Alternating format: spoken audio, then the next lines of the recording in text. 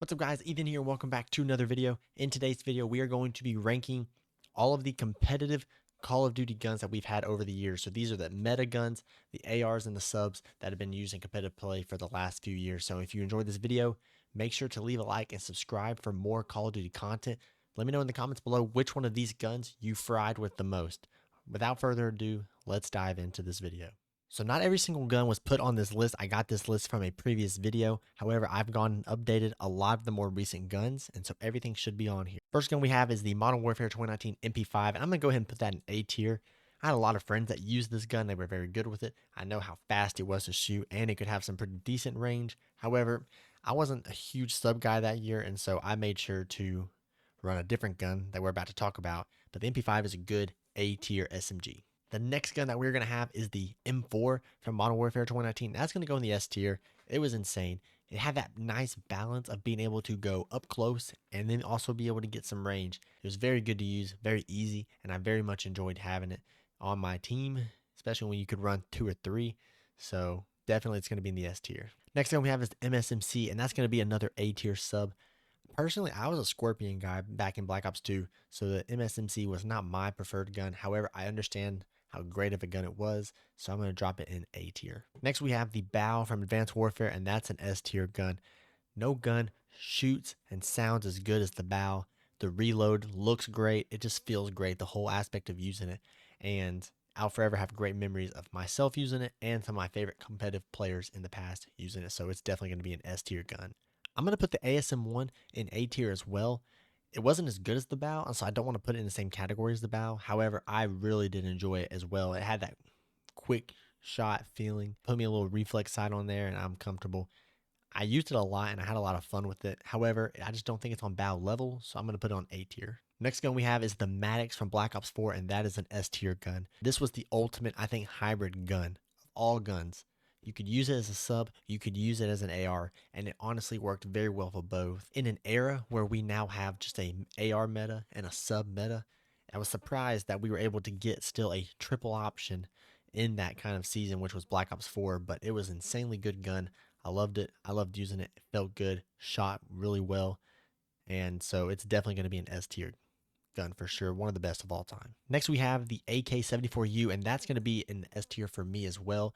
It was when Cold War started that I started playing a little bit more of both roles in like our competitive ranked teams, being able to play the sub and the main AR.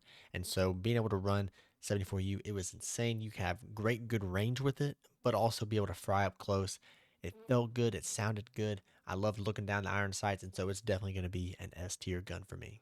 Here we have next the M8 from Black Ops 2, and I'm going to put that in the S tier.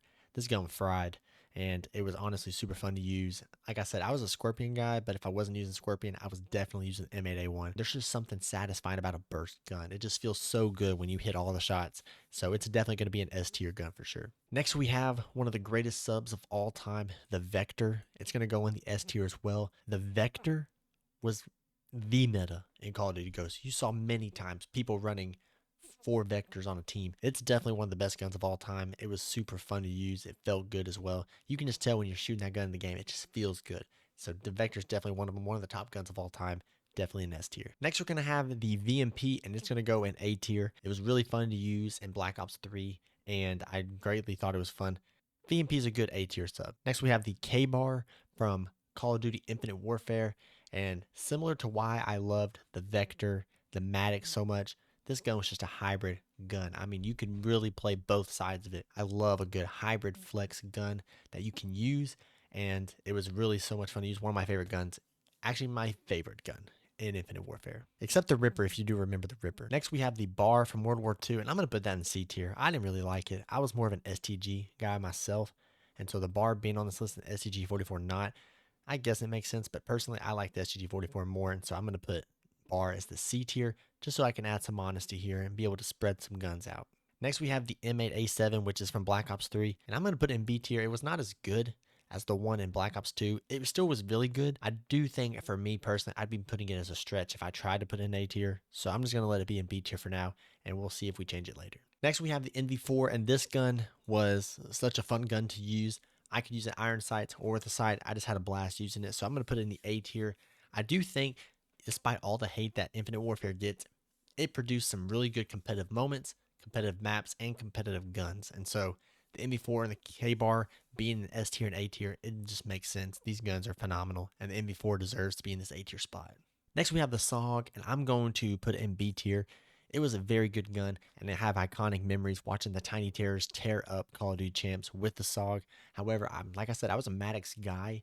I just loved the hybrid flex that the Max could be, so I didn't use the SOG as much. I understand how impactful it was on the map playing with one and against one. However, I just don't think it is a tier, S tier gun compared to the rest of the ones on this list. I could bounce around and put an A tier, but for now it's going to be in the B tier. Next we have the PPSH, and this gun is going to go in the S tier. I think this gun carried World War II. World War II was not one of my favorite games at all, but like I said, I like the STG, but I really enjoy the PPSH. This is a S tier gun because its solo almost carried the entire World War II competitive comp for me personally. So S tier for sure. The Remington from Call of Duty Ghost, I'm going to put that in a C tier. Like I said, I remember using the Vector more than anything. Definitely did not use the Remington at all, and I just think it's a C tier kind of gun. It's not a legacy gun that you really remember in the grand scheme of things, and so putting it in the C tier just makes sense. The ICR is going to be a B tier. Once again, it's not the Maddox level, so I'm not going to put it in the S tier. And then when you look at like guns like the NV4, ASM1, you have to compare it and you have to say, are those guns on the same level as the ICR? I say no, and so for the ICR to be one tier below, I think it just makes sense for me. Next, we have the ERAD, and for my personal use, I'm going to put it in C tier. I think it could actually be a B tier probably, but I didn't use it at all. Very little did I use it. Like I said, I used the MV4 and the K-Bar.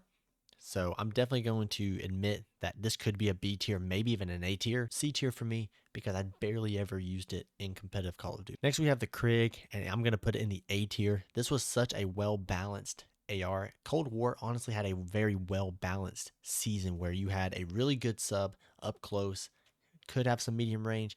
Then you had the Krig where you could kind of win some medium battles, but you were dominating in the long range. And the Krig was really good at that, and I have great memories using it.